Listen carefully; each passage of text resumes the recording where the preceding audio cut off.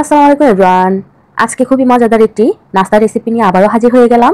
আশা করি প্রতিদিনের মতো আজকের ভিডিওটা আপনাদের কাছে খুবই ভালো লাগবে। এই মজাদার নাস্তাটা কিভাবে বাসায় খুব সহজে বানাবেন সেটাই আজকে শেয়ার করব।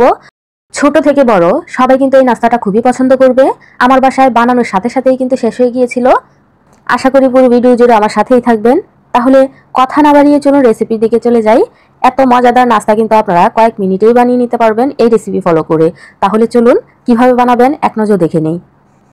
প্রথমে একটা মিক্সিং বলে নিয়ে নিচ্ছি 2 কাপ ময়দা। এখানে চাইলে কিন্তু আটা দিয়েও করতে পারবেন। ইজিলি কিন্তু এই নাস্তাটা আটা ময়দা দুটো দিয়েই খুব সুন্দরভাবে বানিয়ে নেওয়া যাবে। এখানে 1/4 কাপ দিয়ে দিলাম চিনি। মিষ্টিটা আপনারা কম বেশি করে নিতে পারবেন। 2 টেবিল চামচ দিয়ে দিলাম গুঁড়ো দুধ, এতে করে টেস্ট অনেক ভালো আসবে। ইস্ট দিয়ে দিলাম 1 টেবিল চামচ। লবণ দিয়ে দিলাম স্বাদ মতো। এখানে একটি ডিম আমি ভেঙে দিয়ে দিচ্ছি। ডিমটা দিলে কিন্তু যে কোনো নাস্তা খুবই নরম তুলতুলে হয়, এটা দেওয়ার চেষ্টা করবেন। আর চাইলে কিন্তু বাদও দিতে পারেন, কোনো সমস্যা নেই। আচ্ছা, এটাকে একটু ডলে ডলে মেখে নিতে হবে। খুব ভালো করে ডিমটাকে শুকনো উপকরণের সাথে ডলে ডলে মেখে নেবেন। মেখে নেওয়া হয়ে গেলে এখানে আমি 2 টেবিল চামচ রান্নার তেল ইউজ করব। আচ্ছা, এখানে আমি 3/4 কাপের মতো পানি নিয়ে নিলাম। আর এটাকে দিয়ে আমি নরম একটা ডো বানিয়ে নিব। একসাথে কখনোই ঢেলে দিবেন না, তাহলে কিন্তু ডোয়ের ঘনত্বটা ঠিক কীরকম হবে বুঝতে পারবেন না। একটু একটু করে কিন্তু ডোটাকে গুলিয়ে নিতে হবে। আচ্ছা, এখন এটাকে ভালো করে মথে আমি এখানে খুবই সুন্দরভাবে একটা গোল বলের মতো বানিয়ে নিলাম। এই যে দেখুন, আমার এই পানিটা কিন্তু এখনো রয়ে গেছে, পুরো পানি কিন্তু আমার লাগে নাই। এখন আবারও উপর দিয়ে তেল ব্রাশ করে দিব, কারণ এই ডোটাকে আমরা অনেকক্ষণ যাবত রেস্টে রাখবো। উপরটা যেন ড্রাই না হয়ে যায়, এই কারণে তেলটা ইউজ করবেন। এখন একটা ভেজা নিংড়ানো কাপড় উপর দিয়ে দিয়ে আমি ঢাকনা দিয়ে ঢেকে দিলাম। আর ছিদ্রযুক্ত হলে অবশ্যই ছিদ্রটা বন্ধ করে দিবেন। এখন এটাকে ততক্ষণ পর্যন্ত রেস্টে রেখে দিবেন যতক্ষণ পর্যন্ত এটা ফুলে না ওঠে। ভালো মানের ইস্ট হলে কিন্তু 1 ঘন্টার মধ্যেই ফুলে ওঠে।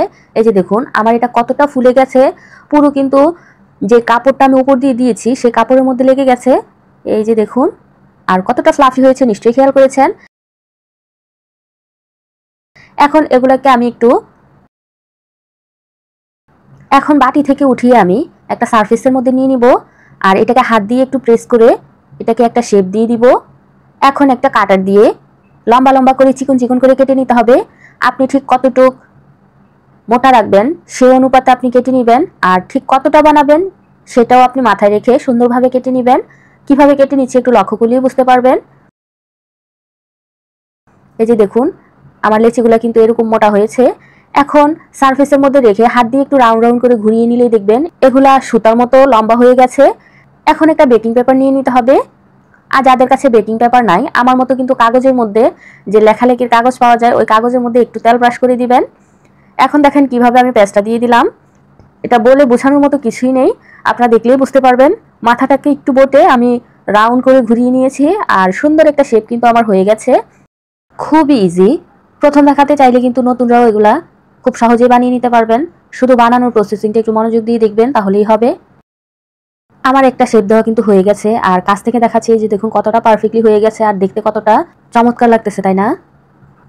আচ্ছা, এটা এখন একটা সাইডে রেখে দিচ্ছি। আর আপনাদেরকে আমি আরেকটা করে দেখাচ্ছি। এই যে দেখুন, আবারও কাগজ নিয়ে নিলাম আর মাথাটাকে একটু বটে আবারও রাউন্ড করে ঘুরিয়ে নিলাম। এটাকে খুব সুন্দর করে পেঁচিয়ে নিলেই কিন্তু একটা শেপ হয়ে যাবে। খুবই ইজি, তাই না? যে কেউ চাইলে কিন্তু প্রথম দেখাতেই এটা বানিয়ে নিতে পারবে। আর এটা বানানোর প্রসেসটা কত ইজি নিশ্চয়ই খেয়াল করেছেন।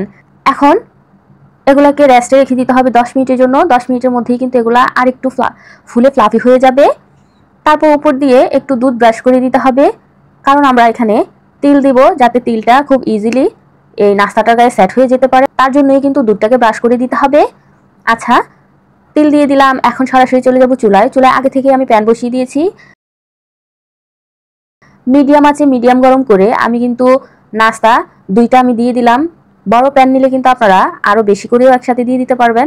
খুবই অল্প আছে 2 মিনিটের জন্য এগুলাকে এভাবেই রেখে দিবেন। নাড়াচাড়া করার কোনোই দরকার নেই। যখন দেখবেন এগুলো ফুলে উপরে ভেসে উঠেছে, এভাবে একটু তেল উপর দিয়ে ছিটিয়ে দিবেন। এতে করে কিন্তু খুব সুন্দরভাবে এগুলো ফুলে উঠবে।